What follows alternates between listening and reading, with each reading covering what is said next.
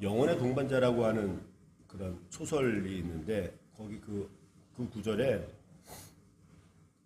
무언의 약속이라고 하는 이런 시 구절이 나와요. 약속이라는 거죠. 그래서 그는 그 저자가 이런 고백을 합니다. 나는 울지 않겠다는 거야. 울지 않겠다. 왜냐하면 나에게 그 무언의 언약의 약속 때문이다. 말을 하진 않지만 그 둘과 동행을 하면서 그와 나와의 맺은 언약이 있기 때문에 그렇다. 내용이 뭐냐? 하는 거니까 우리 둘 중에 한 사람이 몹시 지쳤거나 아프거나 다쳤거나 또는 심한 충격을 받았을 때 다른 한 사람이 그를 보살펴 주어야 한다라고 하는 그런 무언의 약속이 있기에 자기는 그 영혼의 동반자와 함께 그 길을 걸어갈 수 있다. 이런 이야기를 하는 그런 장면이 나와요. 무언의 약속이라고 하는 겁니다. 우리가 사람들 살아가면서 좋은 사이라고 하는 것은 그런 약속의 관계들을 가지고 있는 사람들이겠죠. 물론 우리가 특별히 이 사람처럼 어떻게 특별히 어떤 그 내용들을 약속하지 않더라도 정말 좋은 사이, 사랑하는 사이, 그를 아끼는 사이라고 한다면 그런 약속들을 가지고 나가게 될 것입니다. 누가 먼저라고 할 것 없이, 그렇죠? 그 상대방이 어려움을 당할 때 그대 눈물을 닦아주고 그들을 일으켜주고 이게 좋을 때 내지는 잘 나갈 때도 물론 그 약속이 힘이 되긴 하지만 그러나 정말 어려움을 당할 때 힘들어할 때 그런 약속이 그런 지지자가 그런 동반자가 우리 옆에 있다가 한다면 우리에게 큰 힘이 될 것이라고 생각이 되어집니다. 근데 문제는 이런 약속은 아무나에게 하지 않죠. 아무나에게 하지 않습니다. 정말로 그를 신뢰할 만하고 그를 믿을 만하고 사랑하는 사람들에게만 하는 것이 그런 약속일 것이고 그런 의미를 내 마음 가운데 부여하고 살아가게 되는 것일 겁니다. 오늘 본문 속에 나와 있는 오늘 이스라엘과 하나님의 약속도 그런 이야기입니다. 지금 우리가 오늘 본문을 이렇게 시작합니다. 이스라엘 백성들이 애굽 땅을 떠난 지가 3개월이 됐고 3개월 되던 그때 시내산이 있는 시내 광야에 이르렀다라고 이야기하면서 이때 이제 시내산에 올라가서 하나님께서 모세를 통하여 십계명이라고 하는 그 언약을 주시면서 우리가 너와 나의 관계가 이런 관계다라고 하는 무언은 아니지만 명확한 어떤 그 계명들을 주시면서 그런 관계임을 우리에게 이제 확인하는 이런 작업들입니다. 그렇죠? 사실은 이 신의 광야에 이제 이르렀다라고 하는 것은 약속의 현실이에요. 어떻게 보냐면 그 모세가 처음 하나님의 부름을 받았을 때가 3장에 나와 있는 내용들인데 3장 12절에 보게 되면 이런 표현이 있어요. 하나님이 이르시되 내가 반드시 너와 함께 있으리니 내가 그 백성을 애굽에서 인도하여 낸 후에 너희가 이 산에서 하나님을 섬기리니 이것이 내가 너를 보낸 증거다 라고 해서 하면서 그 모세를 보냈던 그 자리가 이 자리인데 정말로 하나님께서 그 약속을 지키셔서 3개월이 되는 이후에 지금 그들이 이곳에 이제 이르게 된 것이란 말이죠. 그러면서 하나님께서는 이 광야에 이르면서 이제 지금 물론 출애굽을 해가지고 이 시내 광야에 그 3개월간의 여러 가지 많은 일들을 진행해가면서 왔습니다만은 이제부터 시작되는 광야 생활, 다시 말하면 그 가나안까지 같이 걸어가야 하는 그 시점에 이 언약을 그들에게 제시하면서 하나님께서는 그 언약을 통하여 그 이스라엘 백성들에게 기대하시는 하나님의 기대가 있다라고 하는 사실이에요. 그렇죠? 내가 너희를 지금까지 인도했고 그 약속이 내가 너희와 함께 한다라고 하는 약속이 이 자리부터 있고 너희들이 가야 할 그 하나님의 땅 가나안 땅까지 가는 그 기간 동안에 내가 너와 나와 어떤 관계이기를 원하는지 하나님의 기대가 여기 가운데 이제 그 담겨져 있는 내용이라고 하는 것입니다. 하나님이 이스라엘 백성들에게 그 약속을 주시면서 언약을 주시면서 그런 기대를 갖고 그에게 약속을 하듯 오늘 우리에게도 2026년 21세기를 살아가는 저희들에게도 이 한 해를 우리에게 주시면서 이 삶을 통해 우리에게 기대하는 삶이 동일하게 있겠다. 그 내용들을 보시면서 하나님의 기대에 맞춰 우리가 우리의 삶을 살아내는 우리 모습이 있어야 되겠다라고 하는 그런 차원에서 오늘 본문의 말씀을 하나님이 어떤 기대를 가지고 이스라엘 백성들에게 이 언약 관계를 확인시키는가라고 하는 것을 한번 먼저 보기를 원하는 것입니다.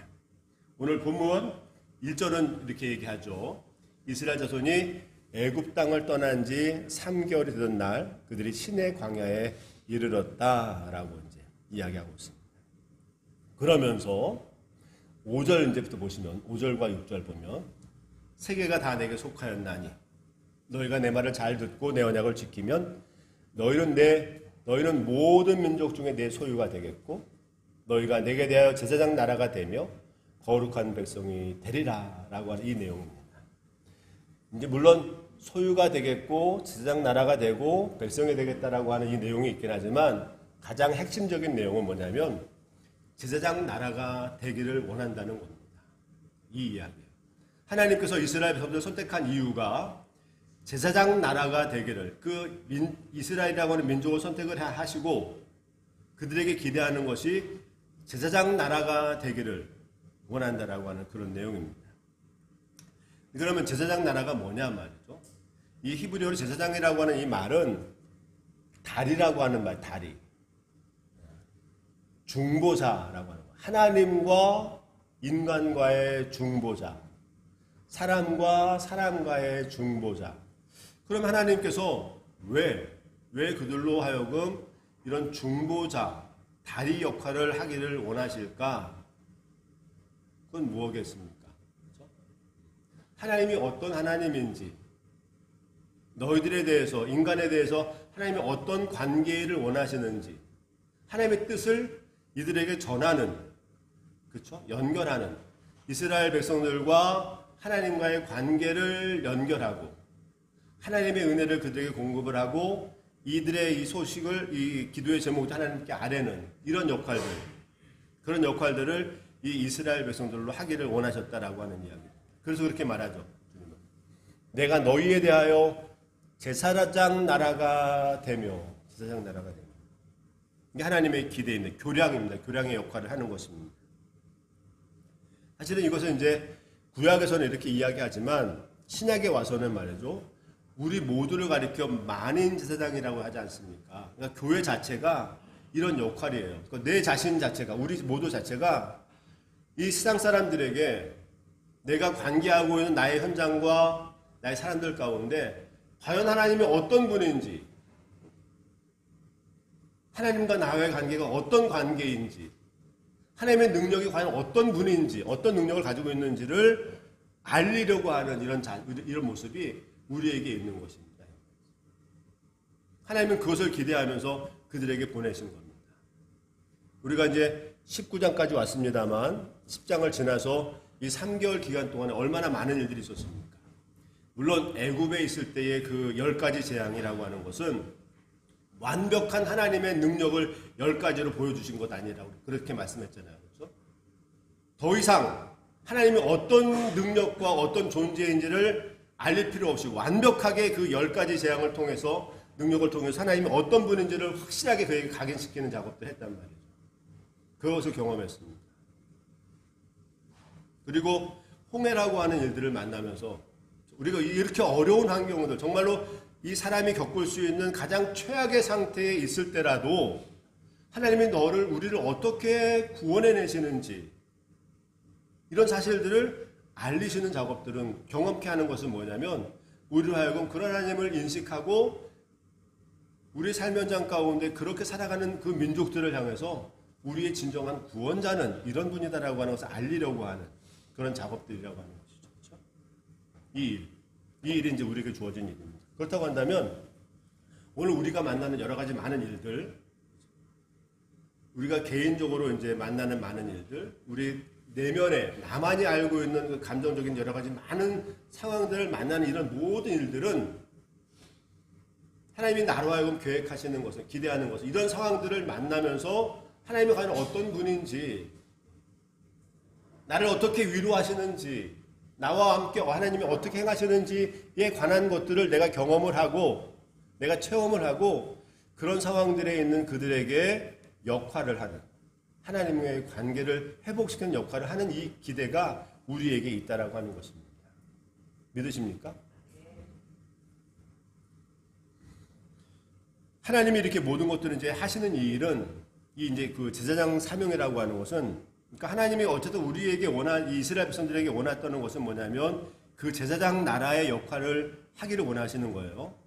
근데 이 제사장 나라라고 하는 이 일은 그 아무나에게 주는 것은 아니고 정말로 최고의 어떤 명예스러운 일입니다. 이 일은. 그래서 히브리 기자는 물론 우리가 이 구약을 보면서 이 제사장이라고 하는 것은 아무나 되는 게 아니라고 그랬잖아요. 그런 것들을 알고 있습니다만 특별히 히브리서 5장에 보게 되면 그 기자는 이렇게 이야기합니다. 5장 4절에 보게 되니까 이 존귀는 그래요. 이 존귀함은 아무나 스스로 취하지 못하고 오직 아론과 같이 하나님의 부르심을 받은 자라야 할 것이다. 이렇게. 지금 거기는 대제사장이라고 하는 이야기는 제사장관의 이야기를 하면서 이 존귀스러운 이 사명은 아무나에게 주는 게 아니라 아론에게 꼭 집어서 하나님께서 이 제사장직을 아론의 계열들만 할 수 있다라고 꼭 집어가지고 말씀하셨던 것들처럼 하나님의 부르심을 받은 자 외에는 이 일을 감당해낼 수 없다라고 지금 히브리서 기자는 우리에게 소개하는 것과 같이 오늘 우리에게 맡겨진 이 제사장 나라의 사명이라고 하는 것은 이 존귀함이라고 하는 것은 아무나에게 주어지는 것이 아니고 특별히 영예로운 우리에게 주어진 존재라고 하는 것인데 이 일이 우리에게 맡기신 하나님의 일이다라고 하는 사실입니다. 기억하십시오. 그래서 여러분들이 이 귀한 직분을 저희들이 받은 사람들입니다. 그래서 우리의 삶의 현장 가운데서 하나님이 과연 어떤 분인지 어떻게 내 기도를 들으시는지 우리의 삶의 현장 가운데 그 어려운 환경 가운데 이 환경을 어떻게 극복해내시는지 나로 하여금 풍부한 삶을 살게 하신 이유가 무엇인지 그렇죠? 이 모든 일들을 세상 사람들에게 전하는 역할 이 일이 하나님의 기대입니다. 기대. 하나님은 지금 광야라고 하는 그 길을 출발해 가면서 시점 여기부터 시작해 나가는 거 아니겠습니까? 가나안 땅까지. 이 길을 가면서 하나님은 그것을 기대하시면서 그들에게 여러 가지 많은 환경들을 만나게 하시는 것입니다. 어쩌면 오늘 우리에게도 우리 안에 흐르는 여러 가지 많은 감정의 그런 요동들은 그런 것들을 하나님이 나로 하여금 경험케 하시고 나를 훈련시켜 나가시는 그런 방법이 아니겠는가. 하나님은 언제나 우리에게 그 제사장과 같이 하나님과 인간과 사람 사이에서의 그 역할들을 우리에게 기대하고 계신다라고 하는 사실입니다. 아시겠습니까? 그 역할들을 행하기 위해서 이제 지금 하나님 그런 기대감들을 가지고 이 광야길을 시작하기 전 이 언약 관계를 그에게 이야기하고 계신다라고 하는 사실 한 가지. 또 하나는 이 존귀함이라고 하는 것은 사실은 말이죠. 그러니까 이 땅의 삶을 살면서 존귀한 존재로 살아가는 사람들, 그 사람들의 특별히 공통된 공통점이 하나가 있습니다.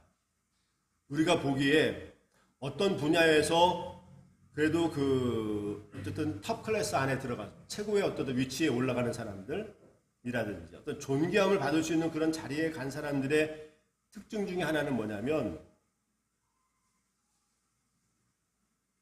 시간의 흐름 가운데 되는 게 아니라 모든 훈련의 시간을 잘 통과했다라고 하는 사실이에요. 그렇죠? 확실히 다릅니다. 우리 사회생활에도 보게 되면 어떤 위치까지 올라가서 그 일을 감당하는 전문가적 역할을 하는 사람들은 보면 거기까지 올라가 그냥 하루아침에 되는 게 아니라 그 과정까지 올라가는 수많은 훈련 과정을 거쳐서 그 자리에 이르게 되는 거란 말이에요. 그렇겠죠, 그렇죠? 그래서 오늘 보면 사절은 이렇게 이야기합니다. 내가 애굽 사람에게 어떻게 행하였음과 내가 어떻게 독수리 날개로 너희를 업어 내게로 인도하였음을 너희가 보았다. 그렇죠? 이 일은 뭐냐면 지금 애굽이라고 하는 나라 가운데 그들 가운데 그들을 인도해냈던 하나님의 그런 여러 가지 많은 과정들, 그리고 마치 독수리가 그 새끼를 키우듯이 행하며 너희를 업어 날랐던, 너희를 보호했던 그 하나님의 일들이라고 하는 것은 여러 가지 훈련 과정을 이야기하는 거죠. 신명기에 보게 되면 우리가 잘 알고 있는 대로 신명기 32장에 보게 되면 이런 표현이 있어요. 11절과 12절. 마치 독수리가 자기의 보금자리를 어지럽게 하며 자기 새끼 위에 너풀거리며 그의 날개를 펴서 새끼를 받으며 그의 날개 위에 그를 업은 것 같이 여호와께서 홀로 그를 인도하셨고 그와 함께 다른 신이 없음을 보였도다, 이렇게 표현하고 있어요. 다시 말하면 이 독수리라고 하는 이 말은 그들이 이제 어떻게 그들을 보호하시고 훈련시켰는지에 관한 얘기거든요. 여러분들 잘 아시잖아요. 그렇죠? 독수리가 어떻게 그 새끼들을 강인한 새로 만드는지. 이 표현처럼 날 때가 되면, 비행할 그 기회가 되면 이 어미 독수리가 그 둥지를 어지럽게 한답니다. 도무지 여기에 있지 못하게, 새끼로 하여금. 그래서 이 둥지를 떠나야 될 수밖에 없을 만큼의 어지러움을 만들어 놓는다는 거예요. 그래서 그 새끼가 그 둥지를 떠나서 낭떠러지로 떨어지게 되는 거예요. 그래서 퍼덕이는 때 그 새끼가 퍼덕이면서 땅바닥에 떨어질 때쯤 되면 독수리가 날아와서 그 날개로 그 아이를 붙들어가 다시 또 올리고 다시 또 떨어뜨리고, 그런 아주 그냥 어려운, 그렇죠? 그런 과정들을 거쳐서 그가 날개에 힘을 받게 하고 결국엔 새의 제왕이 되는 그런 과정을 겪는 것들처럼 그 표현이에요. 내가 너희를 어떻게 독수리처럼 인도해냈는지, 이 표현이란 말이에요. 이 훈련의 과정. 그러니까 우리가 이 제사장이라고 하는 이 존귀한 역할을 감당하기 위해서는 거기에 걸맞는 훈련과 연단이 우리에게 있다라고 하는 그 이야기입니다. 그런데 그 훈련은 우리가 걱정할 게 아닌 것은 뭐냐면, 하나님의 그 훈련을 할 때 우리를 내버려 두는 게 아니라 마치 독수리가 그 새끼를 훈련시키면서 그를 보호하고 다시 또 인도해서 그 과정을 겪듯이 우리를 보호하시는 그 하나님이 있다라고 하는 그 사실들을 네가 잊지 않기를 원한다라고 하는 그런 이야기입니다. 그래서 그들이 광야길을 가면서 여러 가지 많은 어려움을 당하는데, 그 어려움을 당하더라도 하나님은 그를 거기서 통해서 버리시는 게 아니라 그 일을 통해서 그를 회복시키려고 하는, 그를 성장시키려고 하는 하나님의 그 계획이 있음을 믿고, 그렇죠? 그 일들을 잘 감당해내기를 원하는 기대가 하나님께 있다는 것입니다. 그래서 우리는 광야길을 걸어가는 사람들입니다. 결국에 어디 간다고요? 가나안이라고 하는 하나의 젖과 꿀이 흐르는 하나님의 땅으로 가게 될 것입니다. 그곳에 가게 되면 우리의 신분이 변화되는, 물론 신분이 변화됐습니다만 우리의 인격적 성숙들이 하나님과 같이 되는 겁니다. 그 땅은 하나님과 우리 교제할 수 있는, 인격을 나눌 수 있는 그 정도의 수준까지 되는 거란 말이죠. 그런 수준까지 가기 위해서 이 광야길이라고 하는 여러 가지 많은 어려움과 연단이 있습니다. 개인적으로도 있을 수 있고 공동체 가운데도 있을 수 있고, 근데 그 훈련들을 잘 경험해내는 겁니다. 예전에 어떤 인터뷰 때 제가 본 건데 말이죠. 황영조 선수가 말이에요. 그가 그 마라톤 1등을 할 때 그 훈련의 과정이 얼마나 힘든지, 훈련하다가 자동차가 오면 자동차에 뛰어들고 싶은 마음이 엄청 많이 들었대요. 그래야지 내가 이 훈련 과정을, 내가 이 힘듦을 벗어날 수 있을 것 같아서 훈련하는 동안에 옆에 자동차가 지나가면 자기 몸을 던지고 싶을 만큼의 그런 힘듦이 있었다고 하더라고요. 대부분 보면 그런 존귀하게 어쨌든 그 인류 하나님 그 어떤 일들에 대해서 전문가가 되기 위해서는 그러면 수많은 그런 어려움들과 훈련의 과정을 거치지 않고서는 되지 않는 것들처럼 우리 신앙생활 가운데서도 하나님이 과연 어떤 분인지를 경험을 하고 하나님이 과연 어떻게 능력이 있고 우리에게 어떤 관계가 된다라고 하는 것을 알기 위해서는 하나님의 수많은 과정 가운데 하나님을 경험케 하고 하나님의 능력을 의지하게 하고 그분을 붙들게 하는 이런 과정들이 있다라고 하는 그런 이야기를 지금 하려고 하는 거예요. 그래서 내가 그들과 어떻게 했는지, 애굽 사람들에게 어떻게 행했는지 너희 보지 않았느냐? 경험하지 않았느냐? 내가 독수리가 그 날개로 그 새끼를 업어 나르는 것들처럼 인도하여 낸 이 하나님이 있지 않느냐라고 하는 이야기는 우리 성도들에게 주어지는 그 일들. 그래서 우리가 삶을 살아가는 동안에 마치 하나님이 없는 것 같은 환경들을 만날 때, 그렇죠? 하나님이 없는 게 아니라 우리를 그렇게 훈련시키시고 하나님을 경험케 하시는 그런 장이다라고 하는 것들을 잊지 않기를 하나님이 기대하시는 거라 이 말입니다. 늘 말씀드리지만 26년이라고 하는 이 시대를 우리 살아가면서 혹시 그렇죠? 우리가 그런 환경들 혹시 이게 나만 겪는 일인 것처럼 생각하는 왜 나에게만 이런 일들을 허락하시는지 모르겠다라고 하는 그런 일을 만난다든지 하나님이 혹시 우리의 기도를 듣지 않는 건 아닌가라고 하는 그런 환경 가운데 우리가 맞닥뜨린다 하더라도 그 일은 결코 하나님이 우리를 잊어서가 아니고 우리의 소리를 못 들어서가 아니라 하나님은 우리를 훈련시키는 그런 과정이겠다라고 하는 것들을 기억하고 그것을 잘 감당해내기를 소망하는 하나님의 기대가 그 안에 있다라고 사실입니다. 이 사실을 잊지 말아달라고 지금 하나님은 당부하고 있는 거예요. 내가 반드시 너를 했다. 애굽의 그 수많은 핍박,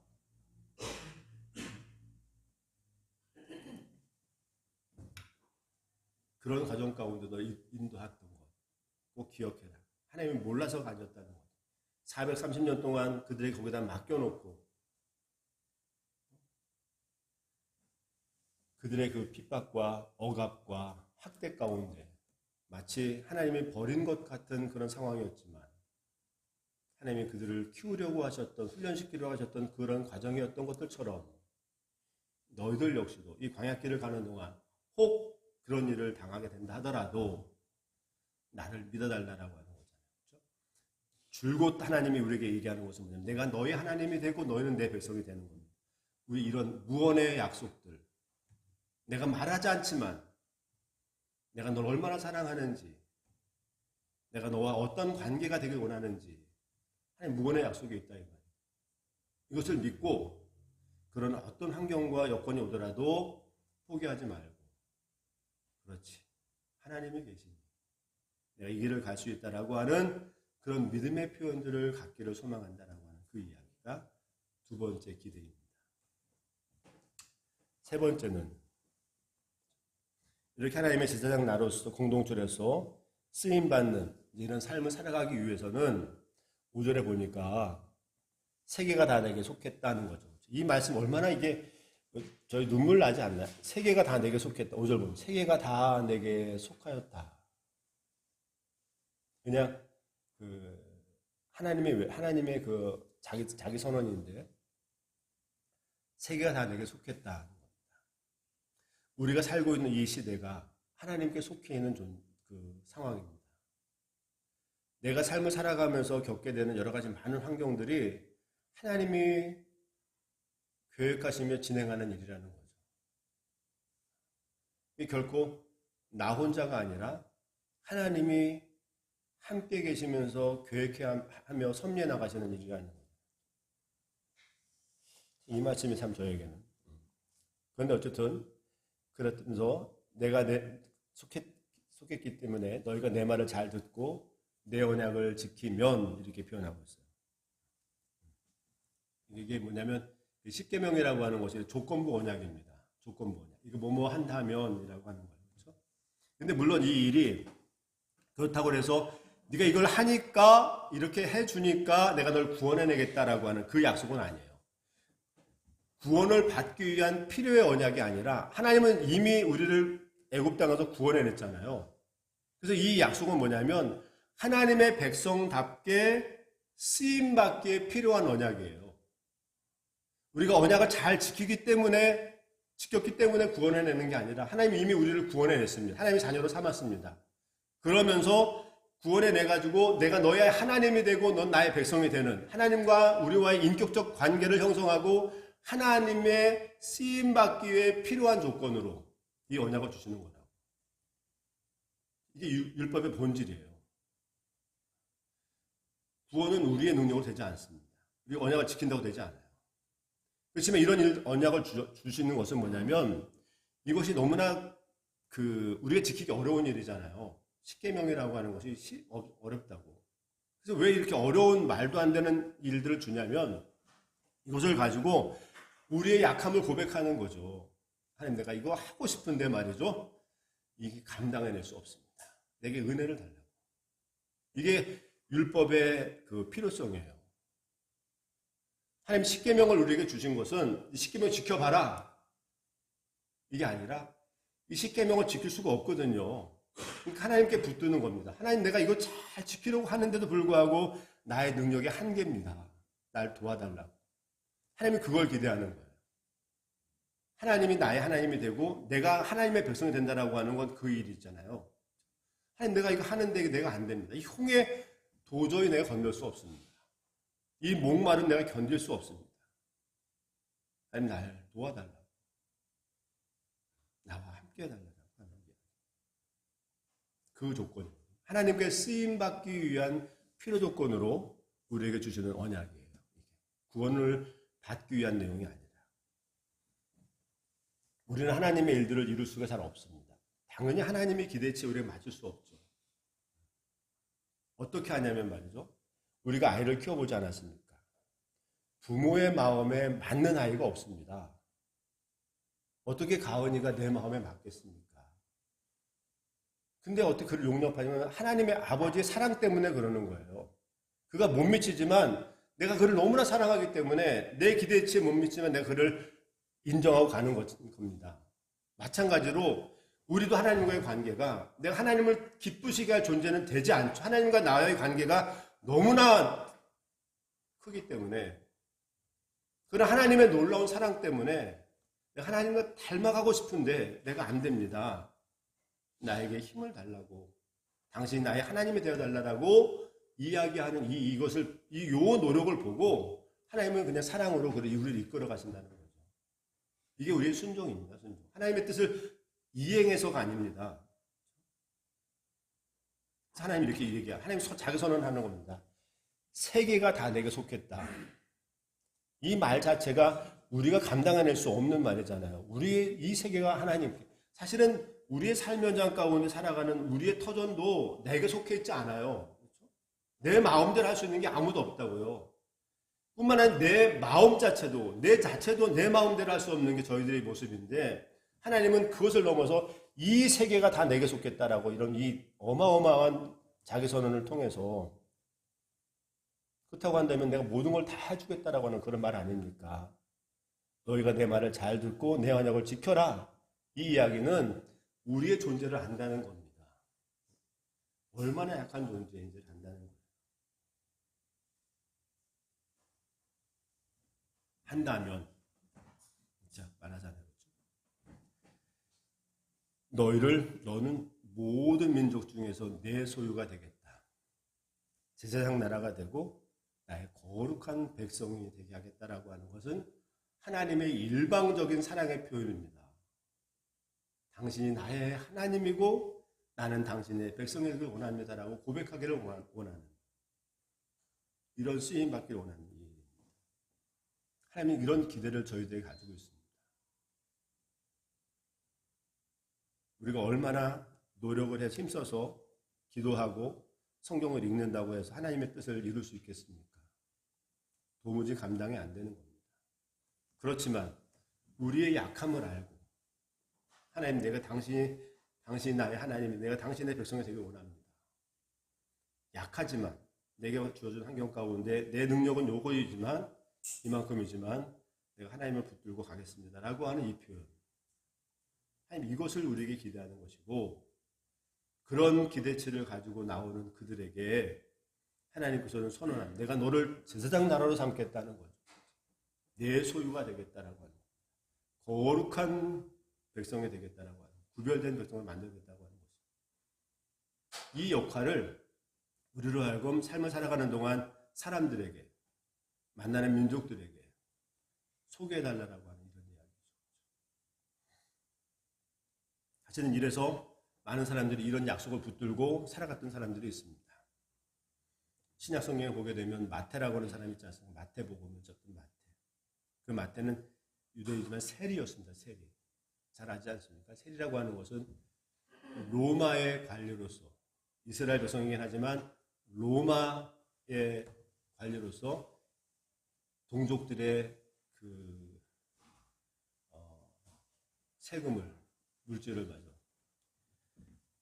뺏쓰는 사람입니다. 아주 악한 사람이죠. 근데 그런 그 사람이 하나님의 이런 고백들을 보고 그가 하나님의 사람이 되어버렸습니다. 하나님께 존귀 쓰는 사람이 됐습니다. 전생에 보게 되면 그가 그래서 말년에 땅끝까지 가서 복음이 전하는 사람이 제자가 되라고 하는 그 말씀에 의거해서 그 당시 때 에디오페까지 가가지고 복음을 전했다라고 기록이 되어 있습니다. 세계죠. 세계 끝까지 가서 하나님은 그걸 기대하는 겁니다. 여러 가지 많은 일들을 행해서가 아니라 하나님 앞에서 그 일들을 감당해내는 그런 삶들을 살기를 소망하는 존귀한 자로 살아가기를 소망하는 이 일이 하나님께 주어진 일이라는 것입니다. 저는 그렇습니다. 그래서 우리 평화롭게 믿음의 식구들 역시도 2026년뿐만 아니라 우리의 삶을 통해서 하나님이 우리에게 기대하시는 것은 바로 그것입니다. 제사장 나라가 되기 원하는 것입니다. 여러분의 삶을 통해서 하나님이 어떤 분인지 하나님이 내 귀를 어떻게 들으시는지 하나님이 나를 어떻게 사용하셔서 나를 이끌어 가시는지를 나를 통해 주변 이들에게 증거하는 이런 교량의 역할을 하기를 기대하시는 것이고요. 이 과정을 가는 동안에 이 존귀한 일을 감당하기 위해 하나님이 나를 훈련시키는 과정 가운데 하나님을 절대적으로 신뢰하면서 나를 보호하심을 마치 독수리가 그 새끼를 보호하듯이 그 보호하심 속에서 나를 훈련시켜 가신다라고 하는 사실과 함께 내가 힘들지만 정말 나의 능력에 바뀌긴 하지만 주의 말씀을 따르겠다라고 다짐하면서 말이에요.